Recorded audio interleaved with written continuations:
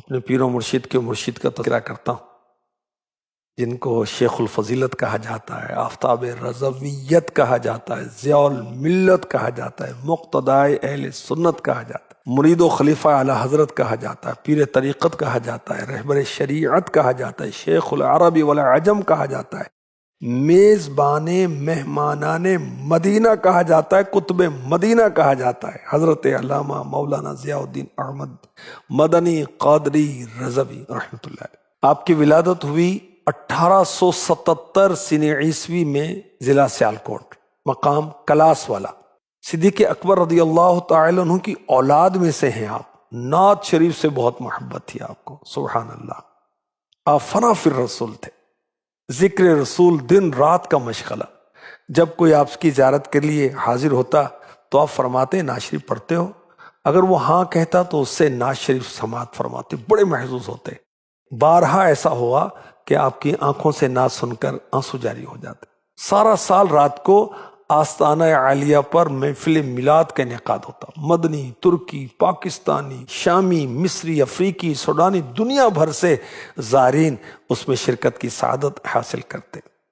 ایک نعت خان کہتے ہیں کہ حضرت کی محفل میں نعت پڑھی جاتی، بالخصوص اعلی حضرت امام احمد رضا خان اور مولانا حسن رضا خان کا کلام پڑھا جاتا تو وجدانی کیفیت طاری ہو جاتی۔ یہ نعت خان کہتے ہیں کہ مجھے فرمائے تم بھی کچھ سناؤ، تو میں نے مولانا حسن رضا خان رحمۃ اللہ علیہ کی کہی ہوئی نعت شریف پیش کی۔ یہ نعت خان کہتے ہیں کہ بار بار یہ شعر سنتے، تکرار کرواتے، وجدانی کیفیت طاری ہو گئی، اور پھر فرمایا کہ ہر روز جب تک تم مدینہ پاک میں ٹھہرے ہوئے ہو یہاں آنا۔ یہ نعت خان کہتے ہیں کہ میں پابندی سے روز جاتا اور مجھ سے حضرت اعلی حضرت کا کلام سنتے تھے، سبحان اللہ۔ آقا علیہ الصلوۃ والسلام سے بہت محبت کرتے۔ میرے پیر و مرشد امیر اہل سنت، آپ نے بھی اس مقدس محفل میں نعت پڑھنے کا شرف حاصل کیا، اور ماشاءاللہ سیدی قطب مدینہ رحمۃ اللہ علیہ تواضع ان کی ساری بہت کرتے تھے، دعا نہیں فرماتے تھے۔ کسی شریک محفل کو حکم ہوتا کہ دعا کریں، اور ایسا بھی ہوا کہ امیر علیہ سنت نے بھی محفل میلاد کے اختتام پر دعا کی، سبحان اللہ۔ امیر علیہ سنت کا شعر آپ کو سناتا۔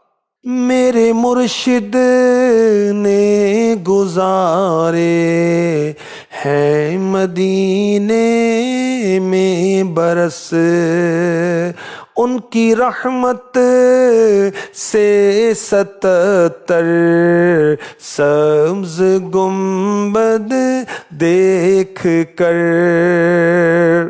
500 سال آپ 75 ایئرس اپروکس تقریباً آپ مدینہ پاک میں رہے، اور حج فرض جو تھا وہ ادا کرنے کے بعد آپ مدینہ پاک سے باہر نہیں نکلتے تھے کہ میں نے مدینہ میں مرنے کی سعادت حاصل کرنی ہے۔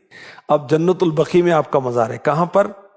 خاتون جنت فاطمہ الزہرا آقا علیہ الصلوۃ والسلام کی شہزادی رضی اللہ تعالی عنہا کے قریب ہی، سبحان اللہ۔ اللہ پاک کی آپ پر کروڑوں رحمتیں ہوں، اور آپ کے صدقے ہماری بے حساب مغفرت ہو، آمین۔